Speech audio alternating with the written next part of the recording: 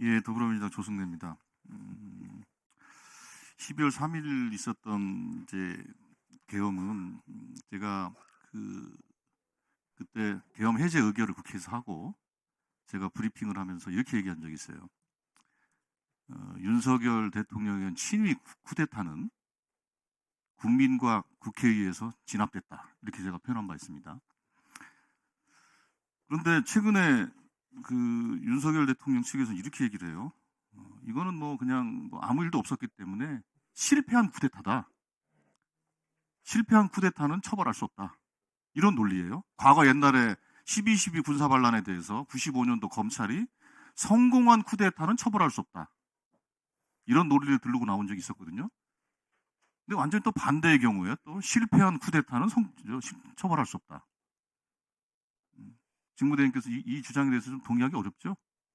예, 뭐 그런 거 뭐 저 생각해보지 않았습니다. 예, 생각해보지 않으셨어요? 예. 그리고 아까 헌법 또 군형법 가지고 저랑 대화를 하지 않았습니까? 그런데 물론 이제 지위 개선에 있는 직속 상관에 의해서 명령을 구체적으로 하달받을 경우에 당연히 그 지시를 이행할 의무가 발생하겠지만 민간인의 경우는 그렇지 않죠? 노상원 씨가 롯데리아에서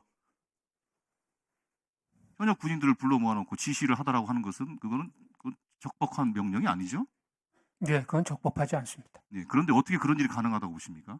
예, 저도 뭐 대단히 당혹스러운데 그 부분은 분명히 사법기관에서 그거에 대한 판단이 이루어질 것이고 라고 판단이 됩니다. 근데 그게 우리가 쿠데타가 없을 것이다 라고 생각했던 것이 과거에 하나회 같은 군내 사조직을 없앴기 때문에 그것이 가능했을 것이라고 우리가 봤던 겁니다. 그런데 이번에 양상을 보면 정상적인 지휘체계에 의한 뭐 지시 하달 관계가 아니라 용현판이 무슨 상원판이 특히 상원판은 무슨 군인도 아니지 않습니까?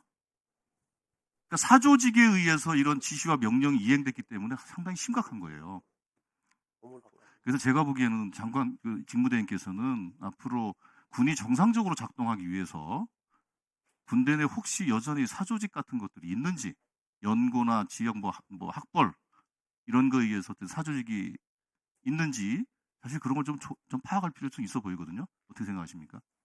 예, 일단 뭐 군내 사조직이 없다는 말씀을 제가 일단 드리고 또 뭐 또 사안이 발생했으니까 부적되고 제가 없다고 하시는 말씀에 대해서 동의를 안 하실 것 같으니 그런 일이 없도록 강조하고 그렇게 하도록 하겠습니다. 예, 그리고 이번에 출동했던 장병들 중에서 다친 장병들이 있습니까?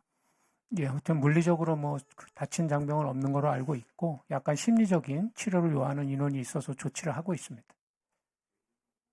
이미 드렸습니다. 드리라고 했는데 여기 예.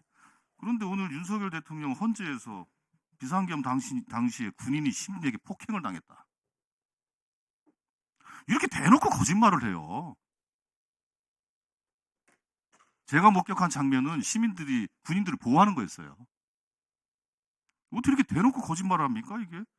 윤 대통령 비상계엄 군인이 시민에게 폭행당했다. 그래서 질서유지 차원에서 어쩔 수 없었다. 뭐 이런 논리겠죠. 그러나 실패했다. 그러니 실패한 쿠데타는 처벌받을 수 없다. 이런 분이 대통령이었고 군 통수권자였다는 게 정말로 개탄스럽습니다. 예, 이상입니다. 네, 수고하셨습니다. 다음은 강선영 의원님 질의해 주시기 바랍니다.